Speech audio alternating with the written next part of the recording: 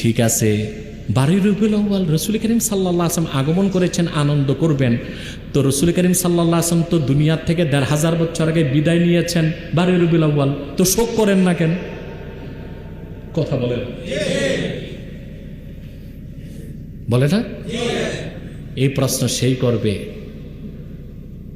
চোখ থাকতে অন্ধ, কপালটা মন্দ। আল্লাহর ভাষায় বলতে হয় ওয়ালাকিন তা'মাল কুলুবুল্লাতী ফিস সুদূর। তোর বাইরের চোখ ঠিক আছে, ভিতরে ফিউজ কুছ नहीं है। ভিতরে কি ফিউজ? ভিতরে ফিউজ বলেই বুঝে না।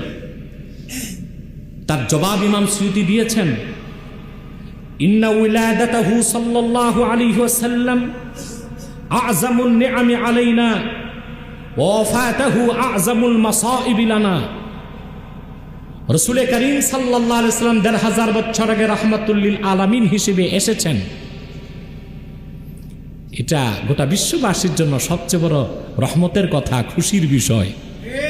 আর তিনি যে 1500 বছর আগে বিশ্ববাসী থেকে বিদায় নিয়ে রফিকে আলা আল্লাহর কাছে চলে গেছেন, এটা তো একটা দুঃখের বিষয়। কিন্তু শরীয়তের হুকুম কি? শরীয়তের হুকুম হচ্ছে যে ওয়াশরিআতু হাসাত আলা ইজহারি শুকরিন নিআম ওয়াস সাবরি ওয়াস সুকুনি ওয়াল কাতমি ইনদাল মাসাইব। শরীয়তের নির্দেশ হচ্ছে খুশির সময় আনন্দ প্রকাশ করা আর দুঃখের সময় গোপন রাখা।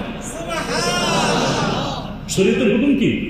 শরীয়ত আমাদেরকে উৎসাহ দেয়, খুশির বিষয়টা কি করো, ফাম্মা বিনি'মাতি রাব্বিকা ফাহাদ্দিস। আল্লাহর নিয়ামতের প্রকাশ করুন, প্রশংসা করুন, শুকরিয়া করুন। কিন্তু দুঃখ বা কষ্টের সময় সবর করার হুকুম। এটা ইমাম সুয়ুতী একটা জবাব দিয়েছেন। আমার কাছে আরো চমৎকার জবাব আছে। আমাদের সাধারণ যখন পিতা মাতা ইন্তেকাল করে শোক করি কয়দিন, তারপরে শোক করা জায়েজ? কথা বলেন। তো শোক করার তো সুযোগ নেই। আর সবচেয়ে বড় কথা, আল্লাহর হাবিব নূর নবীজি মুহাম্মদ সাল্লাল্লাহু আলাইহি ওয়াসাল্লাম হায়াতুন নবী, আমাদের মৃত্যুটা সাধারণ মৃত্যু, শোক করি, কান্না করি। কিন্তু রাসূল রাব্বিল আলামিন মুহাম্মদ মুস্তাফা সাল্লাল্লাহু আলাইহি ওয়াসাল্লাম হায়াতুন নবী। সুনান বাজ্জারে এসেছে, আল্লাহর হাবিব বলেছেন, আমি দুনিয়া থেকে বিদায় নিলে শোক কইরো না,